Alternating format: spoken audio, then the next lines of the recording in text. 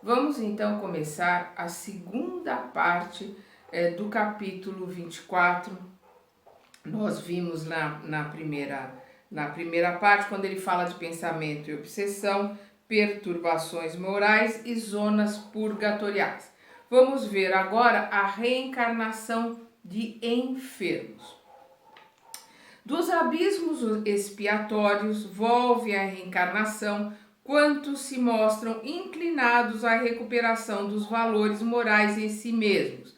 Então nós estávamos vendo nas questões passadas, na primeira parte, né, aquelas zonas purgatoriais, aquelas zonas de trabalho. Então aqueles que têm alguma condição, que estão aparentando um pouco de melhora, ou por necessidade para alguma ajuda ali para o seu desenvolvimento, ele é reencarnado na Terra, é um reencarne compulsório, né? Dessas zonas, dessas regiões, às vezes purgatoriais, direto para o reencarne aqui para a Terra.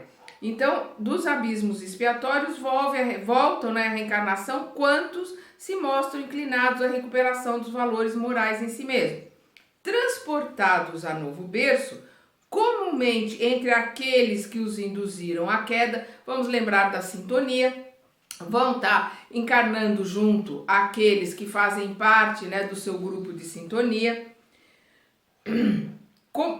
Comumente entre aqueles transportados a novo berço, comumente entre aqueles que os induziram à queda, quando não se vêem objeto de amorosa ternura por parte de corações que por eles renunciam à imediata felicidade nas esferas superiores, são resguardados no recesso do lar.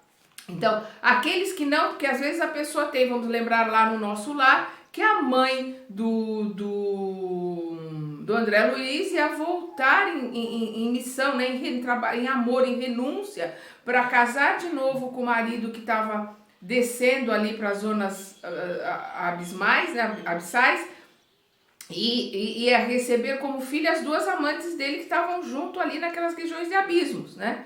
Então ela iria numa missão, então, e uma das filhas dela, que também estava nos planos superiores, iria também reencarnar para ajudar. Então ali era um trabalho que naquele lar eles iam ter as duas ali para dar essa sustentação. Mas aqueles que não têm esses espíritos que reencarnam, né, nessa missão, nessa renúncia, que estão só entre ali aqueles iguais ou em sintonia, eles recebem ajuda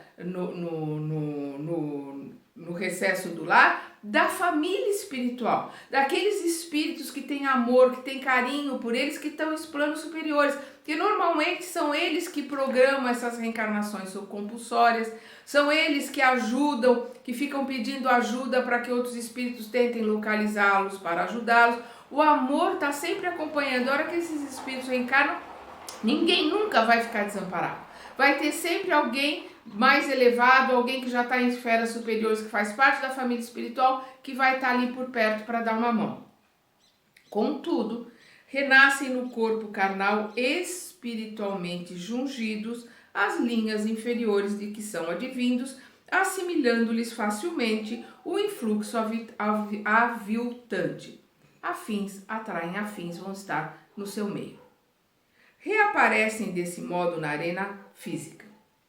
Mas, via de regra, quando não se mostram retardados mentais desde a infância, são perfeitamente classificáveis entre os psicopatas amorais, segundo o conceito da moral insanity, né? Aquela colocação inglesa, né? de insanidade moral, vulgarizado pelos ingleses, demonstrando manifesta perversidade, na qual se revelam constantemente brutalizados e agressivos, petulantes e pérfidos, indiferente a qualquer noção da dignidade e da honra, continuamente dispostos a mergulhar na criminalidade e no vício. Então, quando não se mostram retardados mentais, vamos lembrar determinadas que esses retardamentos são para que aquele espírito tenha a chance de aprender, de assimilar, de receber amor, receber ensinamento, e não se aflorem aquelas tendências pervertidas, né, morais, criminais, seja o que for, né, pelo retardamento, e dificultando também a indução a esses vícios perniciosos dos seus algozes, né, e dos seus iguais, por causa do retardamento, faz com que esses obsessores, esses espíritos que estão à volta por sintonia, que são afins, tenham dificuldade de localizá-lo. Quando eles não apresentam esse retardamento, vão ser psicopatas, vão continuar pérfidos, vão continuar pela criminalidade, e a gente vendo as atrocidades que nós estamos vendo aí a todo o tempo. Aqueles espíritos relativamente corrigidos nas escolas de reabilitação da espiritualidade desenvolvem-se no ambiente humano enquadráveis entre os psicopatas astênicos e abúlicos, fanáticos e hipertímicos, ou identificáveis como representantes de várias doenças e delírios psíquicos, inclusive aberrações sexuais diversas. Então vamos entender as palavras que estão aqui. Então, entre os psicopatas astênicos, os astênicos são aqueles que têm perda de força física, e abúlicos, que têm a incapacidade de tomar decisão. Fanáticos e hipertímicos. Hipertímicos são aqueles que têm excesso de euforia, né? Que são as psicopatias, né? Que são percebidas e tratadas aqui na Terra pela psiquiatria. Então vamos voltar aqui. Aqueles espíritos relativamente corrigidos, então aqueles que já apresentam uma pequena melhora, aqueles que já estão no caminho de começar a se desenvolver, né? Então eles foram corrigidos nas escolas de reabilitação da espiritualidade. Então aqueles que já tiveram uma correção na escola na espiritualidade, nas escolas que eles passaram por lá, desenvolvem-se no ambiente humano enquadráveis entre os psicopatas. Então eles não vêm com retardamento mental, eles não vêm com a idade mental diferenciada da idade cronológica, que nós comentamos na primeira parte, mas eles vêm com essas psicopatias que a gente viu aqui: a perda de força física, incapacidade de tomar decisões, excesso de euforia, né? Eles vêm com aberrações sexuais e com psicopatias que a psiquiatria vai começar a tratar, nem aqui na Terra ele já vai começar a receber tratamento. Aqueles que vão buscar tratamento nas casas espirituais de todas as religiões recebem ajuda, e principalmente na casa espírita, recebendo ajuda para ele e para a legião, né, que o assiste, como diz Paulo. Todos nós temos uma legião que nos assiste. Aquela legião de espíritos afins que estão à volta ali também vão receber ajuda. Obsessão e mediunidade. Tais enfermos da alma, tantas vezes submetidos sem resultado satisfatório à insulina e à convulsoterapia. Então aqui vamos lembrar que são tratamentos da medicina da época, né? Da época desse livro, que o André Luiz estava escrevendo esse livro. Então vamos lá. Submetidos sem resultado satisfatório à insulina e à convulsoterapia, quando recomendados ao auxílio dos templos espíritas, poderão ser tidos como médiuns. Então nós estamos vendo aqui uma pergunta, né? Quando eles são levados aos templos espíritas, poderão ser tidos como médium? O André responde aqui: sem dúvida são médiuns doentes. São médiuns porque estão dando passividade, né? Estão se comunicando, sendo induzidos, né, por aqueles espíritos afins que têm sintonias com ele. São médiuns sim, mas são médiuns doentes, afinizados com os fulcros de sentimento desequilibrado de onde ressurgiram para novo aprendizado entre os homens. Então eles têm aquele centro de força, eles têm aquela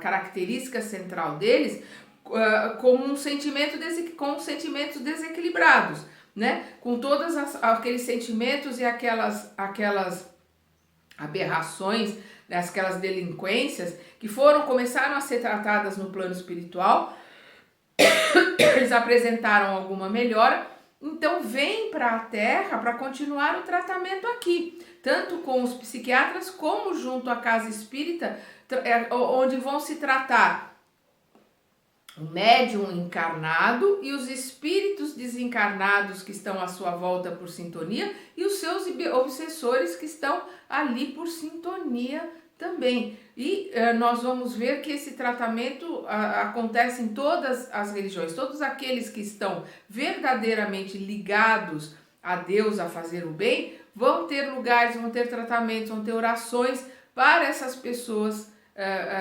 psicopatas e pessoas com problemas que precisam de ajuda. Por certa cota de tempo, são intérpretes de forças degradadas.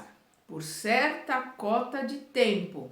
Porque eles têm que ser tratados, têm que ter força de vontade para se modificarem, para se melhorarem, para irem se evoluindo, para irem crescendo. Então, por certa cota de tempo, são intérpretes de forças degradadas, às quais é preciso opor a intervenção moral necessária, do mesmo modo que se prescreve medicação aos enfermos.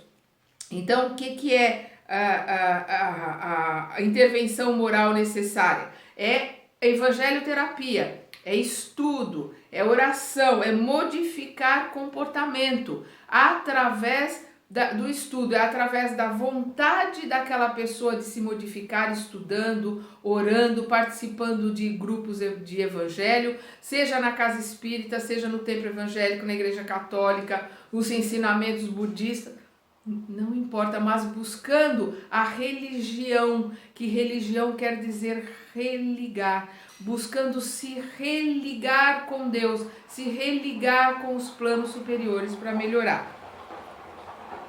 Trazendo consigo as sequelas ocultas da internação na província purgatorial, então trazendo consigo, né, a culpa, a dor, né, as viciações, né, que ele vivenciou e que ele passou, né, os remorsos, tudo aquilo que passou na zona purgatorial, que fez com que ele quisesse melhorar, mas que tem as suas sequelas, né, estão ali no seu íntimo, no seu inconsciente, na sua psicosfera, né, no seu perispírito, trazendo consigo as sequelas ocultas da internação na província purgatorial, de que volvem pela porta do berço terrestre, exteriorizam ondas mentais viciadas que lhes alentam as disfunções dos implementos físicos, ondas essas pelas quais recolhem os apontamentos das entidades inferiores a lhes constituírem a cobertura da retaguarda. Ou seja, aquele corpo viciado, com aquelas enfermidades, passou por aquelas regiões purgatoriais, por aqueles sofrimentos, tem aquelas marcas. Ele emite as ondas mentais com aquelas marcas, então ele é envolto por aqueles espíritos desencarnados e encarnados que estão na mesma sintonia, que vão tentar fazer com que ele volte ao vício, à criminalidade, ou às aberrações, às perversões sexuais, ou até aqueles que cometeram suicídio. Então eles vão ter aquelas marcas com aqueles, digamos assim, gatilhos.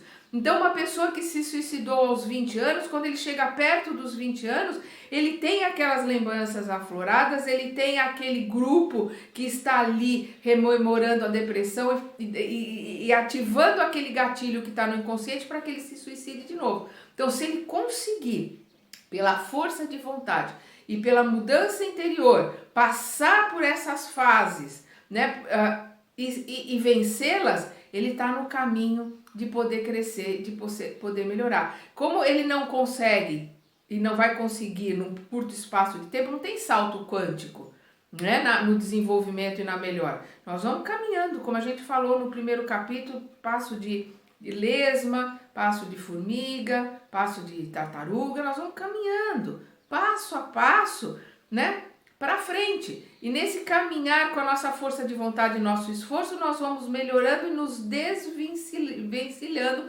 das ideias, das cristalizações, das viciações que nós trazemos conosco de vidas passadas, que estão nas nossas ondas mentais, nos nossos sentimentos, naquilo que nós emanamos, entramos em sintonia e recebemos de volta. Conforme a gente vai mudando lá dentro, vai mudando essas ondas mentais e vai mudando essas sintonias. Apesar disso, devem ser acolhidos nos santuários do espiritismo por medianeiros de planos, que é preciso transformar e ajudar, porquanto um espírito renovado para o bem, lei do Criador para todas as criaturas, todos nós seremos crísticos como Cristo. Vamos lembrar quando ele diz que todos nós podemos fazer o que ele fez e ainda mais, porque a lei de Deus é que todos nós chegaremos lá, todos nós caminharemos lá. O tempo desse percurso é que depende da nossa vontade e do nosso livre-arbítrio. Então vamos voltar aqui.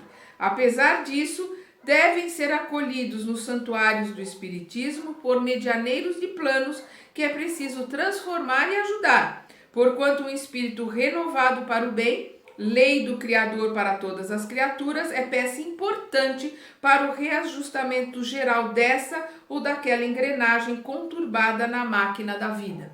Então, todo aquele que é tratado, melhorado, toda aquela ovelha que se desgarrou, quando ela volta, ela é festejada, muito, muito festejada, porque ela vai trazer consigo, né, toda aquela bagagem que ela teve para conseguir se melhorar, então ela vai ter facilidade para ajudar outros a melhorarem.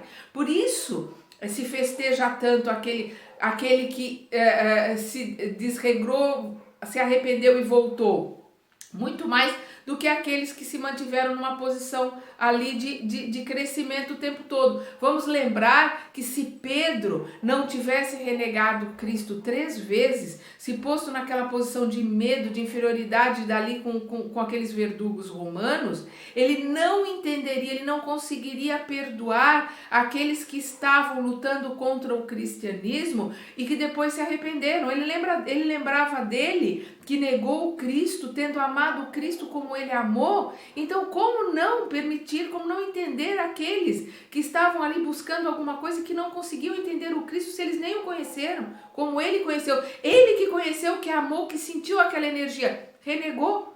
Então, ele tinha que entender os outros. Por isso, aquele que se desgarra, aprende, cresce, ele vai ter os caminhos, ele vai ter a forma de como ajudar outros iguais a ele a percorrerem aquele caminho de volta para a casa do Pai.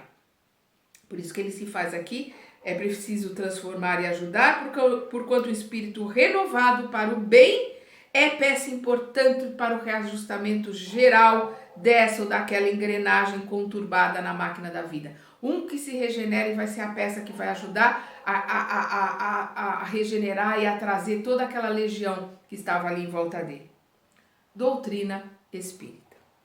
Forçoso é considerar que a atividade religiosa digna e venerável em qualquer setor da edificação humana exprime socorro celeste aos desajustes morais de quantos se demoram na reencarnação buscando a restauração precisa. Então é importante considerar, como a gente sempre coloca, todas as religiões, todos aqueles que pretendem se religar com Deus, o caminho de volta para a casa do Pai, são bem-vindas, são assessoradas pela espiritualidade amiga, pelos espíritos superiores. O problema são as pessoas, não são as religiões, são as pessoas, né? Que são os problemas, inclusive, e também na casa espírita, né? Os problemas somos sempre nós, os encarnados. E compreendendo-se que elevada percentagem das personalidades humanas traz no imo do próprio ser raízes e brechas, vamos ver isso aqui muito bem, de comunhão com o pretérito de sombra. Então, entendendo que todos nós trazemos em nós de vidas passadas, né, brechas, né, rachaduras que nós temos lá dentro, né? Basta um minuto de invigilância para que aquilo se aflore e a gente possa cair num erro que levará séculos para se ressarcir. Vamos lembrar, né, a abertura do nosso lar, as palavras do André Luiz, né, que um minuto de invigilância, um minuto de insanidade pode levar séculos para serem reparados, né? Então, vamos voltar aqui. E compreendendo-se que elevada percentagem das personalidades humanas traz no imo do próprio ser, né, no seu interior, raízes e brechas, raízes, né, estão lá fincadas dentro dele, brechas, por onde saem energias, né, e por onde entram induções e influenciações, raízes e brechas de comunhão com o pretérito de sombra, através das quais são suscetíveis de sofrer os mais estranhos processos de obsessão oculta, obsessão sutil, disfarçada às vezes de outra coisa, a se reavivarem constante nos diversos períodos etários que correspondem ao tempo de formação dos débitos kármicos que buscam equacionar no corpo terrestre. Então aqui, obsessão oculta, às vezes é uma obsessão disfarçada, às vezes não dá para se perceber que é um obsessor encarnado ou que é um obsessor desencarnado, né? Nos diversos períodos etários, vamos lembrar aquilo que nós estávamos falando do gatilho, determinada idade, né? Pode ser aos 20, aos 30, aos 40, aos 60, aos 80, aos 10, aos 12, né? Aqueles gatilhos fazem com que aquela brecha receba aquela indução daquele obsessor, né? E através de uma invigilância ele volte a cometer o suicídio, ou ele volte a se sintonizar com a marginalidade, com a perversão. Então, aqui é o que ele está colocando aqui, através dos quais são suscetíveis de sofrer os mais estranhos processos de obsessão oculta, a se reavivarem constantes nos diversos períodos etários que correspondem ao tempo de formação dos débitos kármicos que buscam equacionar no corpo terrestre. É justo encarecer assim a oportunidade e a excelência do amparo moral na doutrina espírita como sendo o recurso mais sólido na assistência às vítimas do desequilíbrio espiritual de qualquer matiz, por oferecer-lhes no estudo nobre e no serviço santificante o clima indispensável de transmutação e harmonização com que se recuperem no domínio dos pensamentos mais íntimos para assimilarem a influência benéfica dos agentes espirituais da necessária renovação. Então vamos entender o que ele coloca aqui.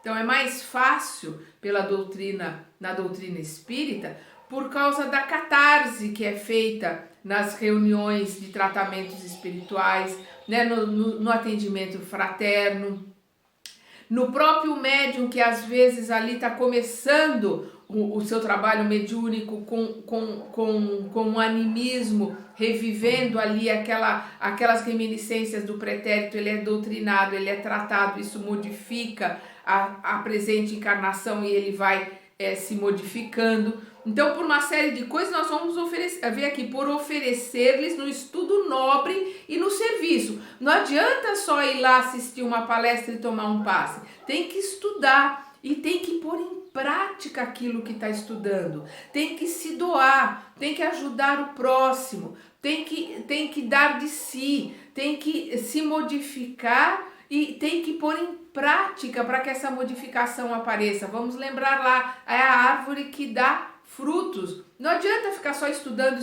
fazendo palestra com palavras bonitas, que é aquela árvore frondosa que Jesus secou. São as árvores que dão frutos, que pode até no começo ser um fruto azedo, um fruto meio tortinho, meio mal formado, mas depois com o tempo vão ter frutos bons, frutos suculentos. O importante é o fruto, o importante é colocar em prática, o que ele coloca aqui, estudo nobre e serviço santificante, o clima indispensável de transmutação e harmonização. O que é transmutação e harmonização? É o algo mais, é a reforma íntima, é mudar de dentro para fora, é harmonizar as energias com aqueles espíritos que estão tentando ali ajudá-lo, com o seu mentor, né? Com a espiritualidade amiga, é transmutar aquelas energias que estavam em ebulição, deletérias, né? Que estavam ali para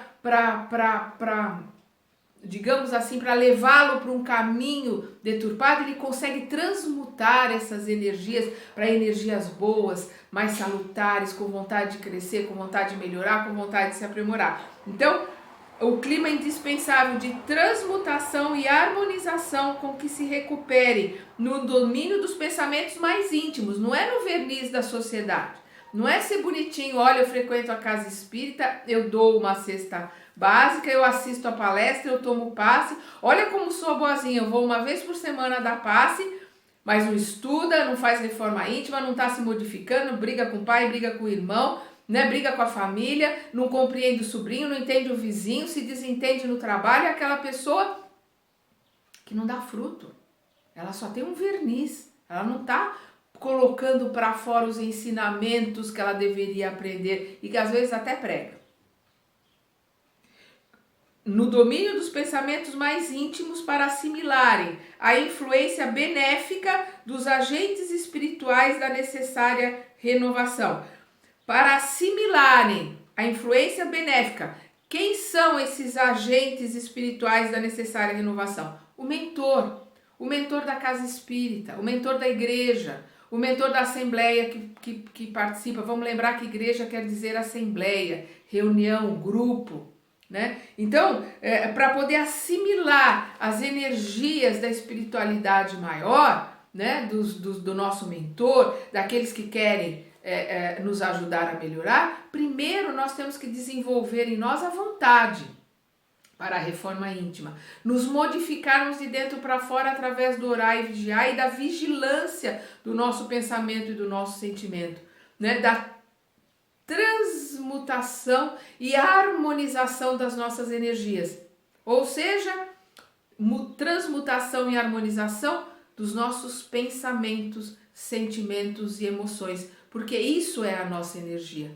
É o que nós pensamos, é o que nós estamos o tempo todo emitindo e recebendo de volta dos nossos iguais acrescido, acrescentamos mais e mandamos de volta. Quando nós vamos nos modificando, nós vamos enviando energias melhores que vão entrar em sintonia com espíritos também um pouco melhorados que mandam para nós também energias um pouco melhoradas, a gente melhora, vamos ver aí a união faz a força, para o bem ou para o mal. Não importa para que é essa força, mas a união faz a força. Por isso que a gente estuda em grupo, trabalha em grupo, né? Todas as mudanças são em grupo. Vamos lembrar Jesus, onde 2 ou mais estiverem reunidos em meu nome, lá estarei. Não onde um estiver sozinho, ali buscando para si, consigo mesmo. Não, Jesus foi bem claro, onde 2 ou mais. Ali é a explicação da força do grupo, da união, de como nós temos que nos unirmos como uma irmandade de terráqueos, uma irmandade do planeta Terra, encarnados e desencarnados. A maior parte do planeta Terra é de desencarnados. Então, uma irmandade de encarnados e desencarnados, que é a maior parte, trabalhando juntos para o desenvolvimento do planeta, da comunidade e, consequentemente, o desenvolvimento individual. Vamos continuar estudando no próximo capítulo.